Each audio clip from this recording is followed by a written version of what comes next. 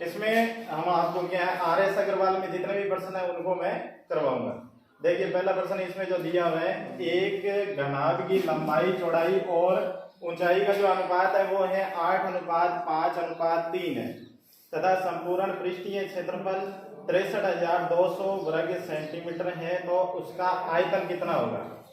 तो सबसे पहले लिखेंगे अपने लंबाई और यहाँ पे चौड़ाई और यहाँ पे ऊंचाई। ये अपने को दी हुई है 8:5:3 में दी हुई है। और इसके अलावा दिया हुआ है संपूर्ण पृष्ठीय क्षेत्रफल। संपूर्ण पृष्ठीय क्षेत्रफल ये जो है वो दिया हुआ है 63,200 वर्ग सेंटीमीटर दिया हुआ है। तो आयतन ज्ञात कीजिए।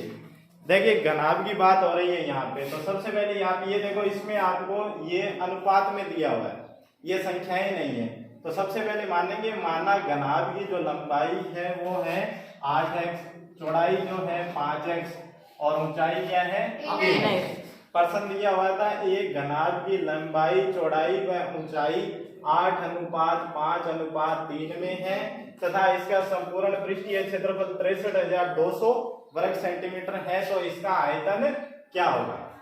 तो सबसे पहले अपने सूत्र लिखते हैं संपूर्ण पृष्ठीय क्षेत्रफल का।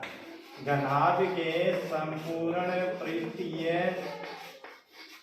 क्षेत्रफल का सूत्र होता है 2 लंबाई गुणा चौड़ाई प्लस चौड़ाई गुणा ऊंचाई प्लस ऊंचाई गुणा में लंबाई।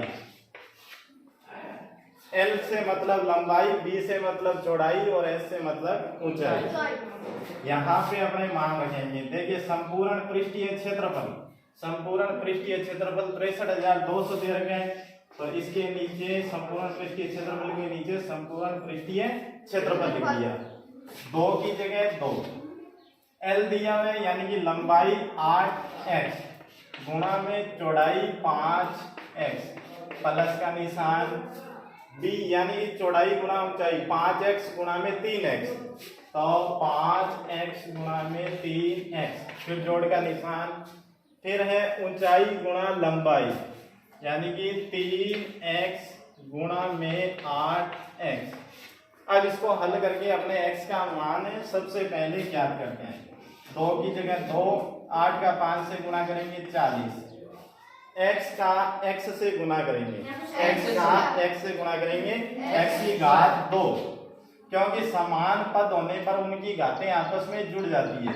यहाँ पे घात 1 है, यहाँ पे भी 1 है, तो 1 और 1 घात हो गई 2। इसी तरह 5 का 3 से करेंगे 15, x का x से करेंगे x स्क्वायर प्लस 3 का 8 से करेंगे 24 और ये हो गया x स्क्वायर। अब जोड़ते हैं 40 x स्क्वायर में 15 x स्क्वायर जोड़ेंगे, ये हो गए 55 x स्क्वायर प्लस का निशान 24 x स्क्वायर। तो 55 x स्क्वायर में और 24 x स्क्वायर जोड़ेंगे तो ये हो गया आपका 79 x स्क्वायर। कितना हो गया 79 x स्क्वायर। और यहाँ पे बराबर में चलता आ रहा था 63,200।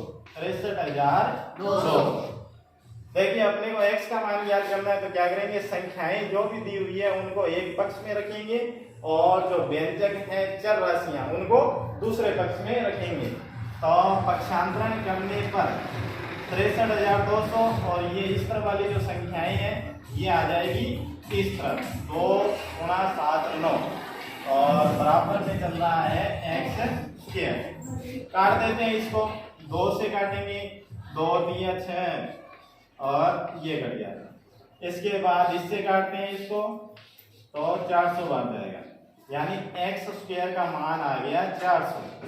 x स्क्वायर का मान कितना आ गया 400। लेकिन अपने को मान याद करना है सिर्फ x का, तो सिर्फ x का मान याद करना है। तो अपने देखिए कैसे याद करेंगे, x इंटू x ही x स्क्वायर होता है। तो इसी प्रकार यहाँ पे भी अपने एक संख्या सोचेंगे जिसको उसी से गुणा करने पर 400 आए, तो ऐसी संख्या 20 इंटू 20 है। तो यानी कि यहाँ से x का मान हो गया 20।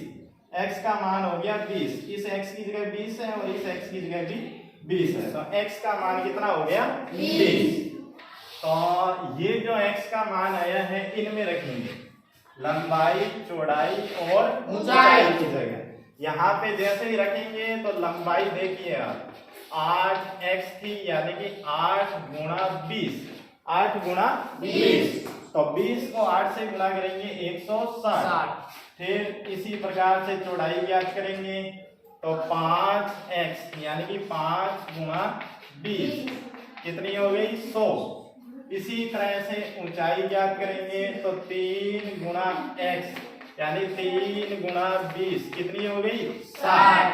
अब ये तो आ गई अपने पास लंबाई, चौड़ाई और ऊंचाई। अपने को ज्ञात करना है इसका आयतन। क्या ज्ञात करना है आयतन। तो हम अच्छी तरह से जानते हैं, आपको सूत्र बताए थे मैंने कि जो घनाभ के आयतन का सूत्र होता है वो होता है लंबाई गुणा चौड़ाई गुणा ऊंचाई, लंबाई गुणा चौड़ाई गुणा ऊंचाई। तो 160 गुणा 100 गुणा 60, तो ये हो गया आपका 96 और 1 2 3 4, तो 4 0 लगा देंगे। और सेंटीमीटर में है तो इसको सेंटीमीटर में लिख देंगे, मीटर में है तो मीटर में, और सेंटीमीटर के ऊपर घात आ जाएगी 3।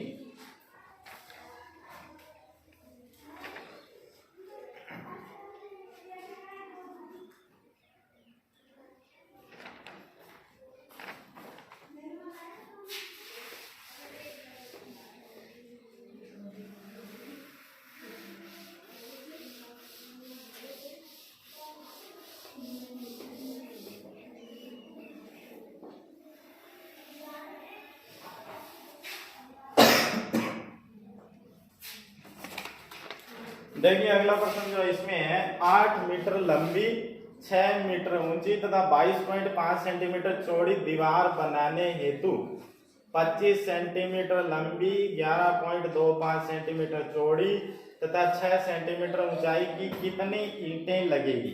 तो सबसे पहले जो दीवार की लंबाई, चौड़ाई और ऊंचाई है, सबसे पहले दीवार की जो लंबाई, चौड़ाई और ऊंचाई है उसको लिख लेते हैं। दीवार की लंबाई, दीवार की लंबाई दी हुई है 8 मीटर, 8 मीटर। दीवार की जो चौड़ाई है वो दी हुई है 6 मीटर, 6 मीटर। और इसके बाद ऊंचाई दी हुई है 22.5 सेंटीमीटर, 22.5 सेंटीमीटर। और इसी तरह से जो ईंट की है वो लंबाई, चौड़ाई, ऊंचाई दी हुई है। ईंट की लंबाई दी हुई है 25 सेंटीमीटर, इसके बाद में चौड़ाई दी हुई है 11.25 सेंटीमीटर, 11.25 सेंटीमीटर। और ऊंची दी हुई है 6 सेंटीमीटर, ऊंची दी हुई है 6 सेंटीमीटर। अब आपने ये बताना है कि इस दीवार को बनाने में कितनी ईंटें लगेगी। तो सबसे पहले तो अपने को क्या करना है कि जो भी राशियां दी हुई है सबको या तो मीटर में बदलो या सेंटीमीटर में बदलो। दोनों ये वाली सभी राशियां एक इकाई में होनी चाहिए और ये भी सब राशियां एक इकाई में होनी चाहिए। अब जैसे ये सेंटीमीटर में दे रखा है तो अपने इनको भी क्या करते हैं सेंटीमीटर में चेंज करते हैं। 1 मीटर में सेंटीमीटर कितने होते हैं 100, कितने होते हैं 100, यानी कि 8 मीटर के कितने सेंटीमीटर हो जाएंगे 800। इसी तरह 6 मीटर के कितने हो जाएंगे 600। और इस तरफ अगर आपने देखें तो ईंट की लंबाई पहले से ही सेंटीमीटर में दी हुई है। तो ईंटों की संख्या जो ज्ञात करते हैं, ईंटों की संख्या अगर अपने ज्ञात करें तो उसके लिए एक सूत्र होता है कि अपने दीवार के आयतन में, दीवार के आयतन में अगर एक ईंट के आयतन का भाग दे दें, दीवार के आयतन में अगर ईंट के आयतन का भाग दे दें, ईंट के आयतन का भाग दे दें तो ईंटों की संख्या आ जाएगी। अब दीवार के आयतन का कोई सूत्र अपने को पता नहीं है, तो जो दीवार होती है वो होती है घनाभ के आकार की। दीवार क्या होती है घनाभ के आकार की होती है। क्यों? क्योंकि वो आयताकार होती है, वर्गाकार नहीं होती है। यानी कि यहाँ पे जो सूत्र लगेगा वो लगेगा घनाभ के आयतन का, यानी कि लंबाई गुणा चौड़ाई गुणा ऊंचाई किसकी, दीवार की, लंबाई गुणा चौड़ाई गुणा ऊंचाई दीवार की। और इसी तरह से ईंट का आयतन ज्ञात करना है, तो इसमें भी क्या सूत्र लगेगा, घनाभ के आयतन वाला, यानी कि लंबाई गुणा चौड़ाई गुणा ऊंचाई, वो भी किसकी, ईंट की। तो इसको कर लेते हैं। सबसे पहले दीवार की लंबाई चौड़ाई और ऊंचाई लिखते हैं, 800 600 और 22.5, 800 गुणा 600 गुणा 22.5, और नीचे लिखेंगे अपने 25 गुणा 11.25 और गुणा में 6। अब इसको अगर अपने हल कर देते हैं तो अपना उत्तर आ जाएगा।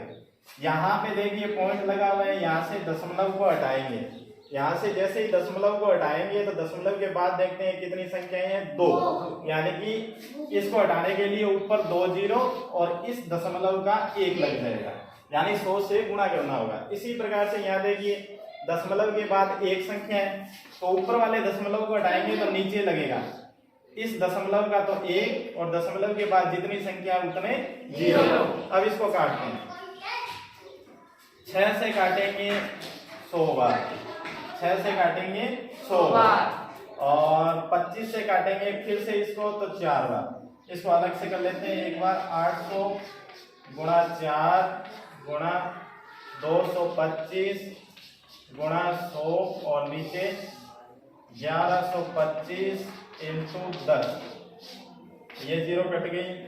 इसके बाद 25 से काटते हैं, 25 चौक 100, 25 5 125, और 25 से काटेंगे 9 बार, 9 से काटेंगे 5 बार, 5 से काटेंगे 160 बार, और ये हो गया 160 गुणा 4 गुणा 10,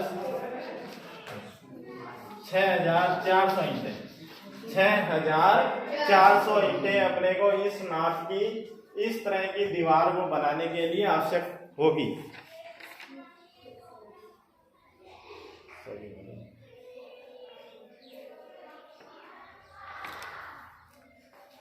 लंगटाओगे उतना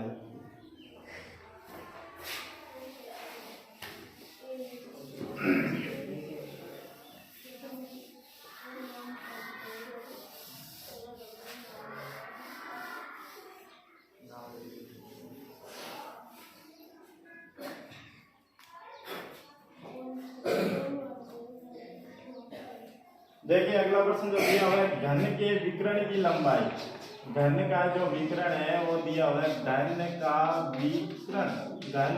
विकर्ण जो दिया हुआ है वो 6√3 सेंटीमीटर है, 6√1 सेंटीमीटर है। इसकी भुजा आयतन और संपूर्ण पृष्ठीय क्षेत्रफल, इसकी एक तो भुजा बतानी है